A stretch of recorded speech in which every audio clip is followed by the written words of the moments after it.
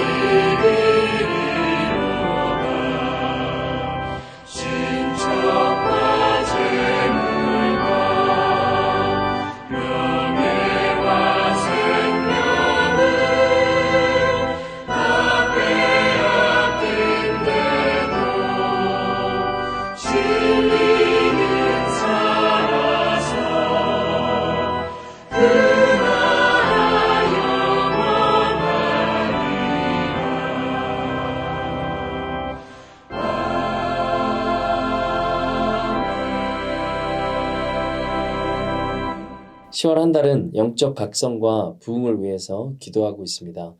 오늘은 팸잼 행사를 통해 세상의 문화를 따라가지 않고 복음으로 세상을 변혁해 나가는 우리 다음 세대가 되게 하소서, 이 제목으로 이 시간 함께 기도하겠습니다. 함께 기도하시겠습니다. 사랑과 은혜가 풍성하신 하나님, 오늘 이 새벽의 첫 시간을 주님께 올려드리게 하시니 감사합니다. 특별히 오늘은 우리 교회에서 팸잼 행사가 있습니다.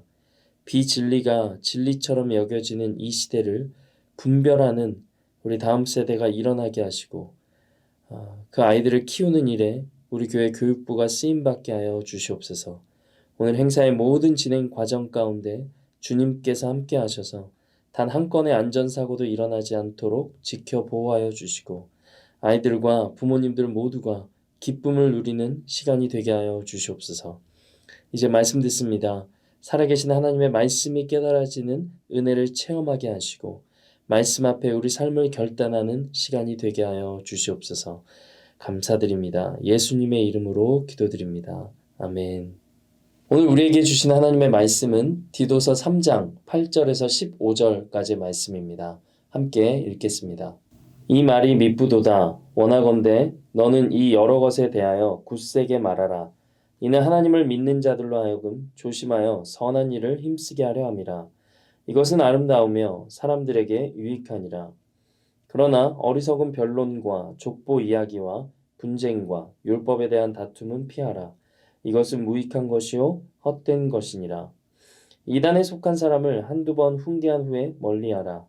이러한 사람은 내가 아는 바와 같이 부패하여 스스로 정죄한 자로서 죄를 짓느니라. 내가 아데마나 두기고를 내게 보내리니 그때 내가 급히 니고볼리로 내게 오라. 내가 거기서 겨울을 지내기로 작정하였노라. 율법교사 세나와 및 아볼로를 급히 먼저 보내어 그들로 부족함이 없게 하고 또 우리 사람들도 열매 없는 자가 되지 않게 하기 위하여 필요한 것을 준비하는 좋은 일에 힘쓰기를 배우게 하라.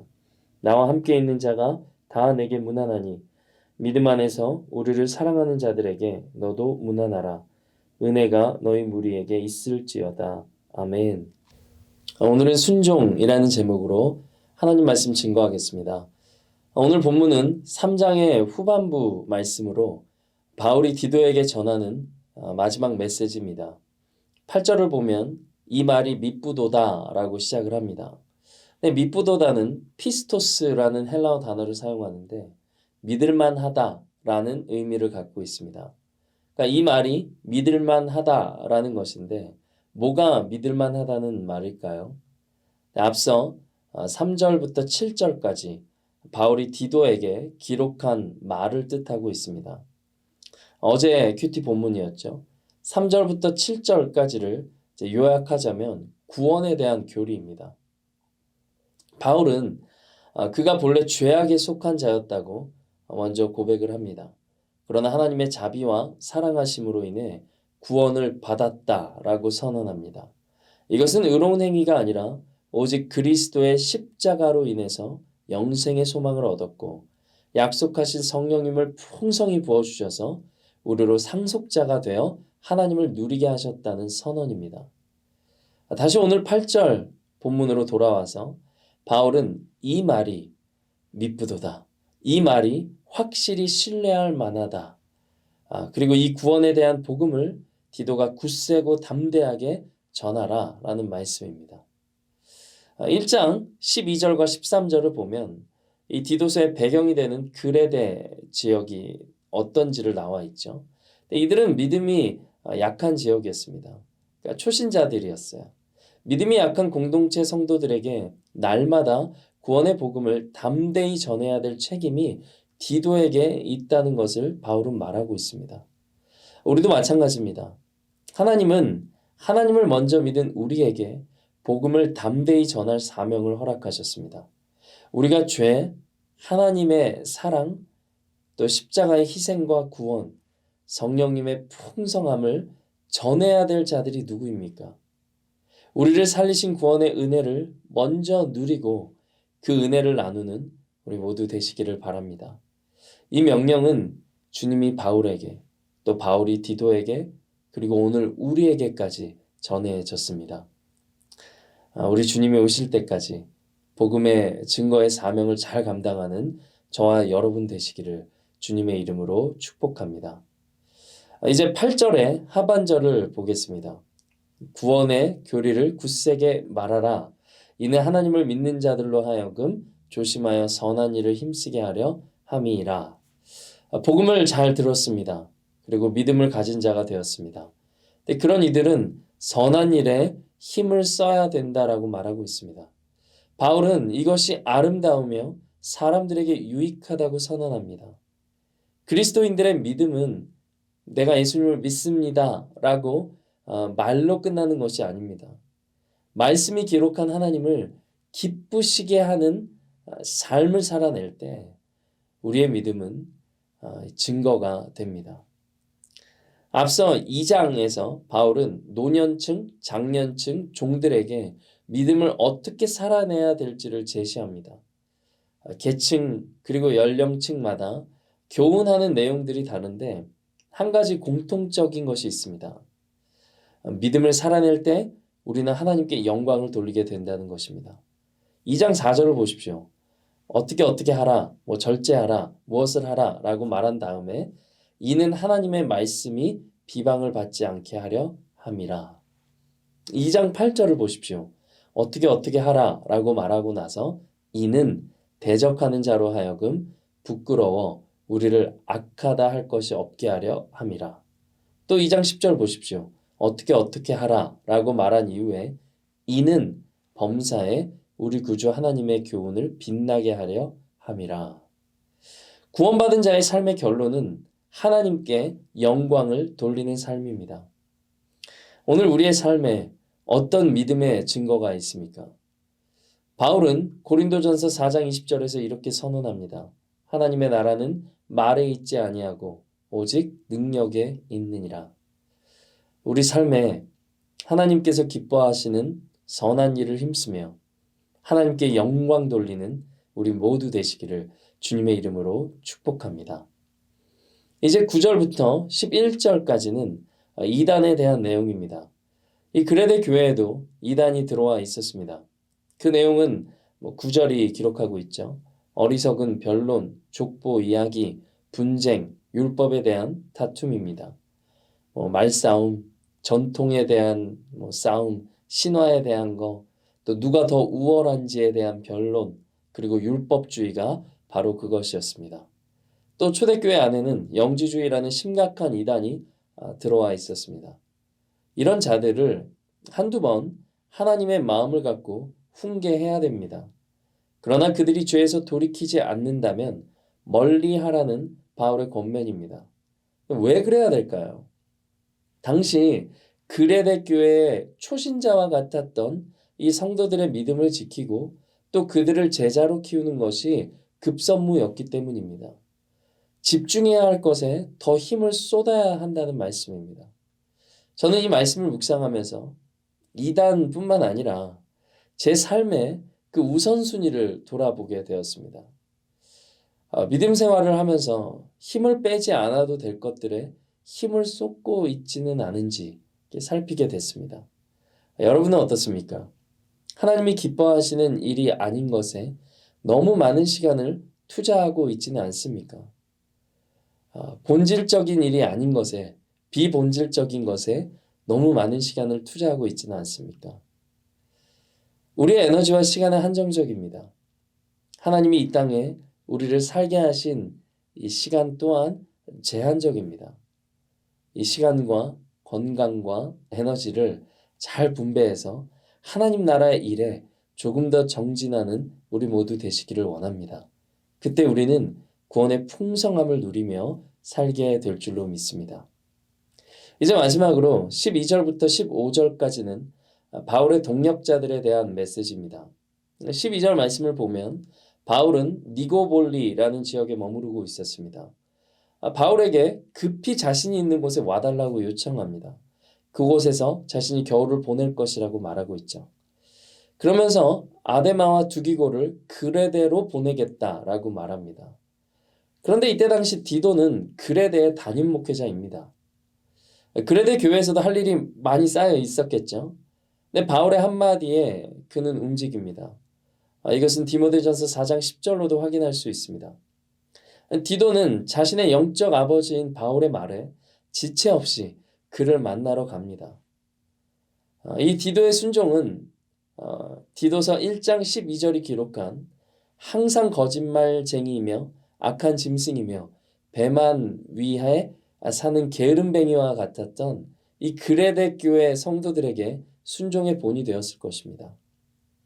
우리 주님은 한 알의 밀이 땅에 떨어져 죽지 아니하면 한 알 그대로 있고 죽으면 많은 열매를 맺느니라 라고 요한복음 12장 24절로 말씀하셨습니다. 우리도 말씀에 순종하고 공동체의 영적 질서에 순종하는 것이 필요합니다. 그리고 그렇게 사는 것이 바로 한 알의 밀이 땅에 떨어져 썩는 것과 같습니다. 그리고 많은 열매를 맺게 될 것입니다. 그리고 이어지는 13절을 보면 바울은 세나와 아볼로를 니가볼리로 보낼 때 그들로 부족함이 없게 하라고 말합니다. 이는 그들에게 필요한 것들을 그레데 교회가 공급해서 보내라는 말입니다. 이를 통해 14절로 이들도 좋은 일에 힘쓰기를 배워서 그러니까 그레데 성도들이죠. 열매를 맺을 수 있게 된다는 것입니다. 앞서 우리가 살핀 것처럼 신앙은 말로 그치지 않습니다. 실제적인 섬김을 통해 열매로 증명이 되는 것입니다.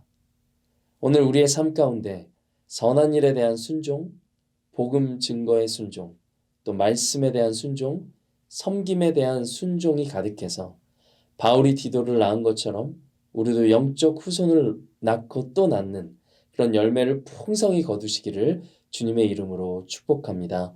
말씀 생각하시면서 우리 함께 기도하겠습니다. 사랑과 은혜가 풍성하신 하나님, 오늘 말씀을 통해 순종에 대한 마음을 받게 하시니 감사합니다. 우리에게 있는 죄성 때문에 말씀에 순종하기보다 거역하려고 할 때가 참으로 많습니다. 그러나 이제는 말씀에 대한 순종, 또 선한 일에 대한 순종, 복음 증거의 순종, 섬김에 대한 순종을 주님께 올려드리는 자 되기를 원합니다. 이 순종을 통해 이 땅에서 주님 허락하신 풍성한 열매를 맺고 거두는 복을 허락하여 주시옵소서. 이제 갖고 있는 여러 가지 기도 제목들이 있습니다. 주님께 하나하나 올려드릴 때 주님의 그 음성 듣게 하시고 살아계신 하나님의 손길을 체험하는 이 새벽 시간 되게 하여 주시옵소서. 예수님의 이름으로 기도드립니다. 아멘. 네, 이제 개인적인 기도 제목들 가지고 주님 앞에 나아가겠습니다. 복된 하루 되시기를 바랍니다.